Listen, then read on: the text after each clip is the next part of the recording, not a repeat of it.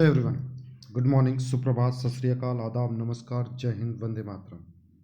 दोस्तों, current affairs के इस पार्ट को लेकर मैं राहुल यादव राहुल एडुकेयर में आपका स्वागत करता हूं। आइए शुरू करते हैं। केंद्रीय खेल मंत्री मनसुख मंडाविया ने फिट इंडिया आइकन नामित किया है। किसको किया है, ये आपसे प्रश्न पूछा जा रहा है। फिट इंडिया आइकन जो है वो किसे नामित किया गया है, तो ध्यान रखिएगा ये किसके द्वारा किया गया है। खेल मंत्री जो हमारे हैं, ठीक है, उनके द्वारा ये किया गया है फिट इंडिया आइकन। तो किसको किया गया है? आयुष्मान खुराना को, ठीक ना। इनको आधिकारिक तौर पर फिट इंडिया आइकन का जो है के लिए नामित कर दिया गया आयुष्मान खुराना को, जिसका उद्देश्य क्या है? नागरिकों के स्वास्थ्य और कल्याण को प्राथमिकता देने के लिए प्रेरित करना है, ताकि इंडिया फिट रहे और अपने कामकाज को अच्छे से मेंटेन कर सके, ठीक है। अगर हम बात करते हैं फिट इंडिया मूवमेंट कब से शुरू हुआ है, तो 29 अगस्त 2019 से, ठीक है। ये मूवमेंट है, एक तरीके का आंदोलन के तौर पे इसको लिया गया है। 29 अगस्त 2019 को इसको शुरू किया गया था, है ना। ये भारत का जो है नागरिकों के बीच में फिटनेस और स्वास्थ्य से रिलेटेड, जैसा मैंने कहा, उसको करने के साथ साथ फिटनेस और स्वास्थ्य के साथ साथ संस्कृति को भी बढ़ावा देगा। बात समझ में? ये मूवमेंट किसके लिए है? फिटनेस तो है ही, स्वास्थ्य तो है ही, लेकिन उसमें संस्कृति को भी आपको क्या करना है? बढ़ावा मिलने वाली है। आइए अगला प्रश्न देखिए। नासा के अंतरिक्ष यात्री 9 महीने तक अंतरिक्ष में रहने के बाद पृथ्वी पर लौटे, इनका नाम क्या है? तो मैं बार बार इसको इसलिए कर रहा हूँ ताकि आपको याद हो जाए, ठीक है। पहली बात ध्यान रखिएगा, 9 महीने अक्सर जनरल सेंस में कहा जा रहा है, लेकिन उनका टोटल जो डेट है वो कितना है? 286 दिन है। ये बात आपको ध्यान में रखना है, 286 दिन है, ठीक है। तो आपको पता है कौन कौन है? तो एक तो सुनीता विलियम्स है और दूसरे बुच विल्मोर है। तो ये दोनों आपके जो हैं अभी हाल ही में वापस आए हैं। बात समझ में आया? अगर हम बात करते हैं 18 मार्च को, चूंकि नासा से जो आए थे, हालांकि ये जो है 19 मार्च था भारतीय टाइम के हिसाब से, अगर बात करते हैं तो सुबह में 19 मार्च था, ठीक है। तो ये जो है स्पेस एक्स का जो क्रू ड्रैगन अंतरिक्ष यान था उससे वापस आए हैं, ठीक है। तो इसको याद रखिएगा, क्रू ड्रैगन। बात समझ में आया? तो जैसा मैंने कहा कि ये लोग जो है कितने दिन रहे? 286 दिन रहे थे, इस बात को याद रखना है। उन्होंने पृथ्वी की परिक्रमा 4576 बार इतने समय में की थी, ठीक है। बात समझ में? पृथ्वी की जो परिक्रमा है वो 4500 यानी 4576 बार करके वो आए हैं, ये बात याद रखिएगा, ठीक है। और अगर हम बात करते हैं जो क्यों ऐसा हुआ, तो जो स्टार लाइनर, ध्यान रखिएगा, आए हैं ये स्पेस एक्स के से, लेकिन गए थे किससे? स्टार लाइनर से, जिसमें कुछ हीलियम की ऐसा लग रहा था कि लीकेज हो गया है, जिसके कारण वो वहाँ पे फंस गए थे। तो ये भी प्रश्न बन सकता है कि क्यों फंसे थे, कैसे फंसे थे, किससे गए थे? स्टार लाइनर से गए हैं और स्पेस एक्स के द्वारा जो क्रू ड्रैगन है उससे आए थे, ठीक है ना। अगला प्रश्न देखिए। मार्च 2025 में किस देश की राजधानी लीमा में आपातकाल की घोषणा की गई? तो अभी हाल ही में वहाँ पे आपातकाल लगा हुआ है, ठीक है। तो कुल मिला के लीमा किसकी राजधानी है? अगर इस ऐसे बात करते हैं तो ये राजधानी है आपकी पेरू की। लीमा किसकी राजधानी है? पेरू की राजधानी है। यहाँ पे आपातकाल घोषित कर दिया गया है। बात समझ में? क्योंकि यहाँ पे बहुत ज़्यादा हिंसक घटनाएं बढ़ रही थी, इस कारण से ऐसा हो रहा है। कारण वही था, ठीक है। फिर से हर जगह पूरी दुनिया में अगर आप देखेंगे, जैसे अभी तुर्की वगैरह में भी इस समय चल रहा है, काफ़ी ज़्यादा मतलब असंतोष की भावना चल रही है पूरी दुनिया में। बात समझ में? तो इसको याद रखिएगा। अगर पेरू की बात करते हैं तो ये है कहाँ पे? तो ये दक्षिण अमेरिका में है, ये बात याद रखिएगा, ठीक है। और राजधानी या सबसे बड़ा शहर जैसा अभी पता है लीमा। मुद्रा यहाँ पे क्या चलती है? सोल। हाल ही में भारतीय लंबी दूरी की धावक को विश्व एथलेटिक्स की एथलीट इंटीग्रिटी यूनिट द्वारा 4 साल का प्रतिबंध लगाया गया है, वह कौन है? ठीक है, तो ये है भारतीय लंबी दूरी की धावक है कौन? ये है आपकी अर्चना जाधव, ठीक है। इनके ऊपर 4 साल का प्रतिबंध लगाया गया है। बात समझ में? अगर हम बात करते हैं 4 साल का प्रतिबंध लगाया किस लिए गया है, तो इनके ऊपर ना डोपिंग के आरोप हैं।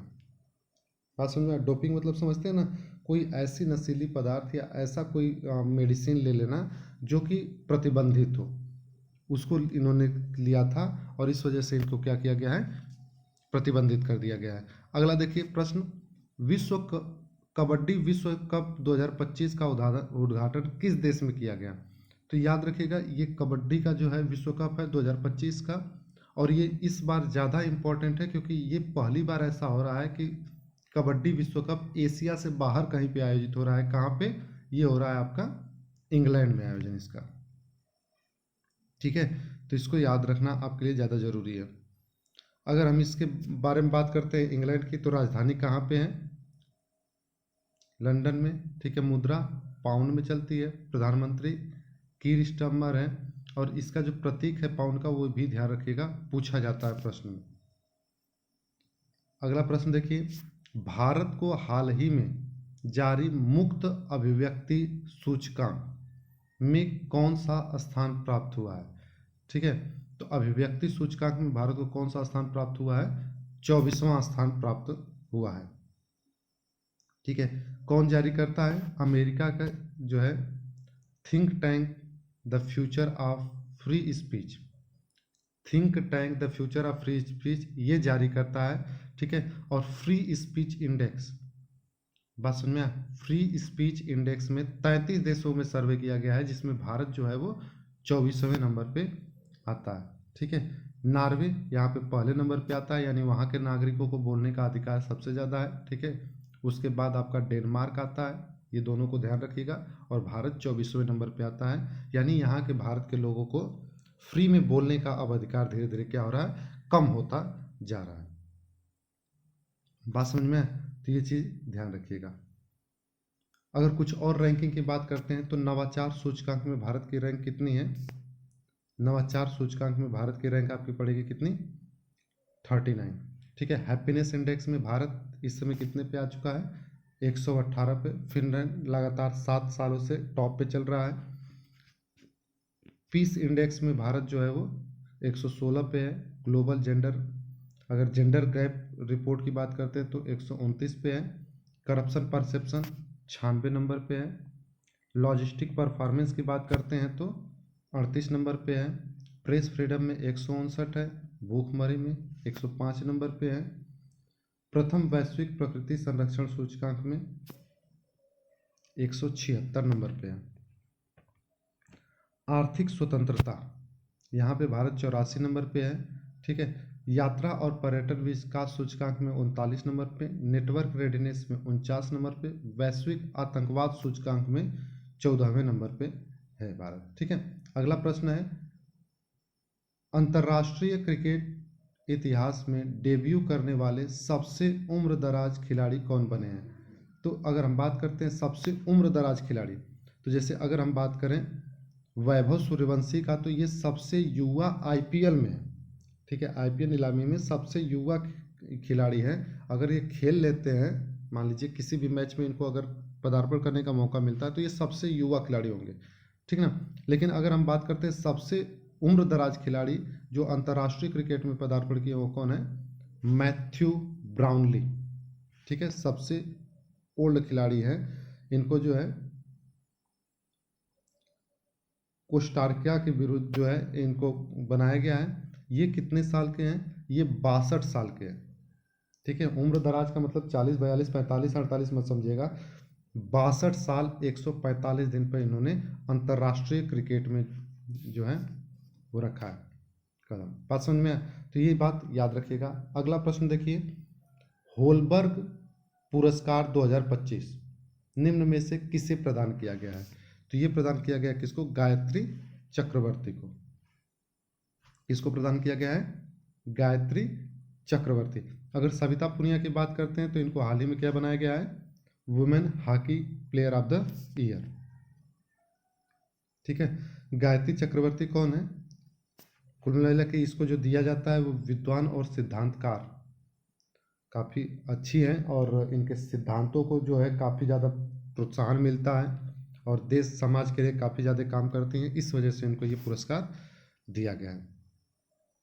अगला देखिए, ओलंपिक खेल 2028 का आयोजन कहाँ किया जाएगा जिसमें बॉक्सिंग को शामिल करने की घोषणा की गई है। तो अगर ओलंपिक खेल 2028 की बात करते हैं तो ये किया जाने वाला है आपका लॉस एंजलिस अमेरिका में। ठीक है, जैसे 2020 वाला जिसका आयोजन 2022 में हुआ था, टोक्यो में हुआ था, 24 वाला पेरिस में हुआ था, ये जो है आपका लॉस एंजलिस में होने वाला है। इसके अलावा अगर 2032 की बात करते हैं तो वो ऑस्ट्रेलिया में होगा। 2032 वाला जो है वो कहाँ पे होगा, ऑस्ट्रेलिया में होगा। और 2036 वाले की अगर हम बात करते हैं तो भारत जो है इसके लिए अपना नाम दे चुका है। इसके लिए वो मतलब कि ये आयोजन करना चाहता है, वहाँ पे नाम दे चुका है। अब फाइनल फैसला आने के बाद डिसाइड होगा कि भारत में होगा कि नहीं होगा। ठीक है, तो इसको ध्यान रखिए। अगर कुछ ओलंपिक की बात करते हैं हम तो इसका फॉर्मेशन कब हुआ था, कमेटी का जो इंटरनेशनल ओलंपिक कमेटी है 23 जून 1894 को। हेडक्वार्टर कहाँ है, लौसाने स्विट्जरलैंड। ठीक है, और हेड कौन है, थॉमस बेच। अगला प्रश्न देखिए, किसे शांति और स्थिरता के लिए गोल्ड मरकरी पुरस्कार से सम्मानित किया गया है। तो ये किया गया किसको, शांति और स्थिरता में बात करते हैं तो दलाई लामा को ये पुरस्कार दिया गया है। ठीक है, अगर कुछ और पुरस्कारों की बात कर लेते हैं तो गोइंग द डिस्टेंस के लिए मूवंकर यूके अवार्ड किसको मिला है, गुरमीत सिंह सिद्धू को।